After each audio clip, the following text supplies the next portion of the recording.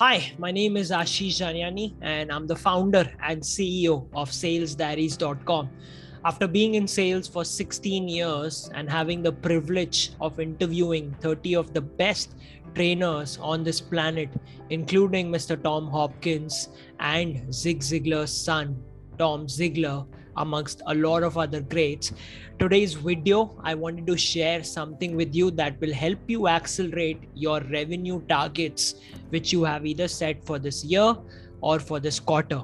Okay, so listen to me carefully, because this is coming not just from my experience practically on ground working with 150 plus corporates in 5 countries, but even the experience of these giants who've worked and spent their entire life working with another set of big companies. Okay, so hear me out carefully.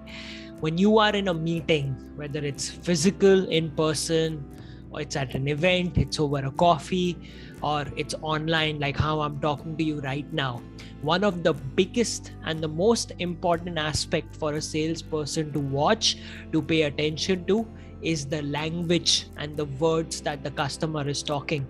Behind those words is the secret of how you can increase the size of that account and even the qualification of that person that you're talking to.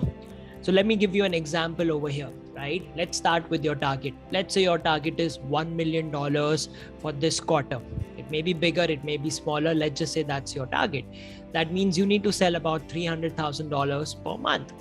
Now, for you to be able to do that, you can look at, if I meet 20 prospects, I will close my account.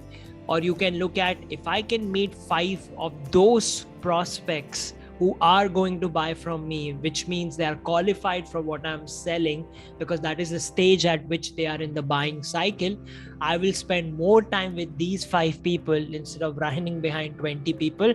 Chances of you achieving that target again and again consistently is much higher.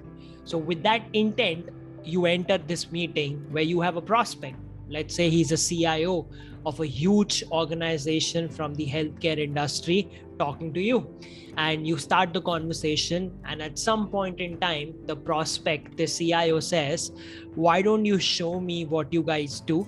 I have come with an open mind to explore, and I just want to understand what are the capabilities that you bring in the table.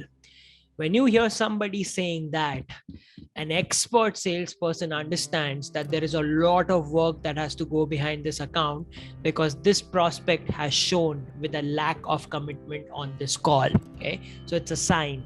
Now, a rookie salesperson, which is somebody with less experience, and when I say less experience, it's just the lack of intent in this salesperson, the maturity to understand these things, opens up a deck and starts pitching out of fear, just to make sure that he or she is acting professionally.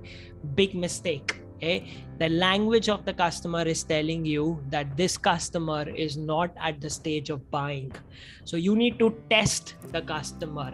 That's the step that you need to take. And to test the customer, you need to ask something which will, in your mind, either make him pass the test or he will fail the test, right? So at this moment in time, I would ask the prospect a question like, hey, I will be taking about 15 minutes to walk you through the presentation, but since I have 45 slides and I don't want to give you 45 slides in 15 minutes and spend time only on the 5 most important slides, can I ask you just 2 questions so that I can come to those slides and make the next 15 minutes of value? This is a test to understand if this prospect's going to take one step ahead with you in the buying process and help you qualify himself or herself or what their requirements are. Now, if the person does not pass this test, you should know that this is never going to convert into a $300,000 account for you in the next 2 to 3 months. So at this moment in time, let's go deeper. And the prospect says, yeah, shoot at me. Great. Hey, we can take the questions later on. Honestly speaking, you sent me an email and I just really want to know what you have. I know we have only 15-20 minutes, but if you can walk me through the most important pieces, I'm happy to ask you questions after that. Okay, you can go to the presentation. Okay, And it's a different conversation for a different video of how you do that presentation. But for now, I just want you to know this is not going to be the check mark that you can put at the end of this quarter saying that I closed this deal. Now, if you do qualify this person, if they pass this test, now the questions that you ask to understand what you should be pitching in that presentation, what are those 5 slides that you should be talking about?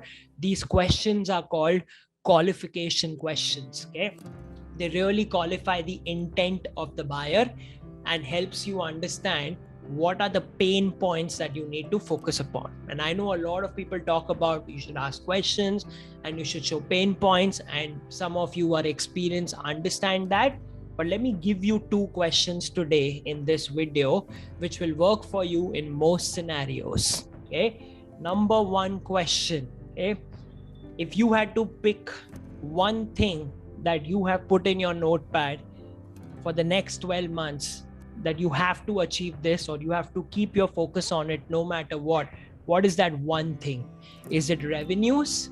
Is it operational efficiency? Is it technology? Or is it compliance? I'm going to repeat myself.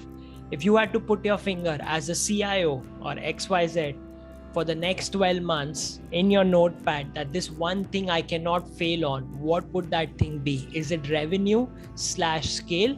Operational efficiency? Is it compliance? Is it technology? Okay.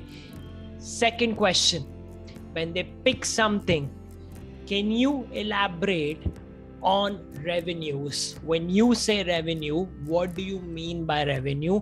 What are we looking at it?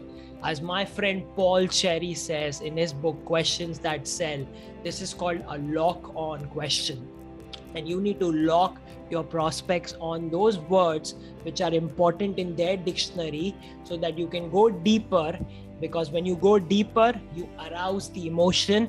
And when you arouse the emotion, people accelerate the buying cycle. And as a salesperson, that's what you're supposed to do if you've got targets.